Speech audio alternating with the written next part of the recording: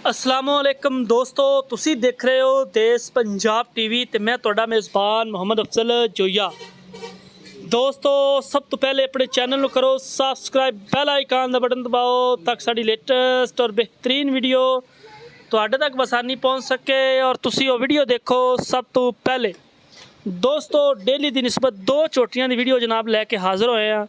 एक चोटी ने 7 महीने की गब्बन है, दूसरी चोटी 5 महीने की गब्बन है जनाब। कैमरे की नज़र, मुकम्मल व्यू, आर्डर क्वालिटी, हड्डियाँ पुट्ठे ज़बरदस्त ब्रीड जनाब नीली दी और बेड़े बेड़े जिहड़ा कद चोटियां दा खूबसूरत पशम नाल लदियां होइयां। चोटी जनाब 5 महीने की गब्बन है, गारंटी नाल चैक करवा के देंगे। कोई वीर भरा अपना डॉक्टर लिया के चैक करवा सकता है। गुल चंगा माशाल्लाह लगा आया, खूबसूरत ने। 4 लाख रुपया इन्हां दी डिमांड है। इन्हां दी लाड़ प्यार जिन्ना हो सके इंशाल्लाह ज़रूर करवावांगे।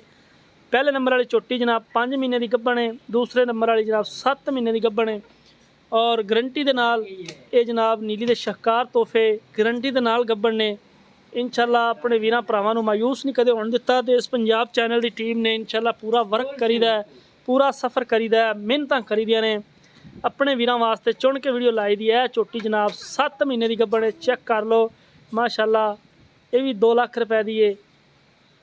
इनकी डिमांड थोड़ी जी ज़्यादा सी, लेकिन वंड कढ़ के तो जनाब 2 लाख रुपए का पुट्ठा रखा मालका ने कि 4 लाख रुपए की चोटियां सेल करनियां ने। वीर भरा जिन्होंने पसंद आंदियां ने रबता कर सकता है 0307 351 8578।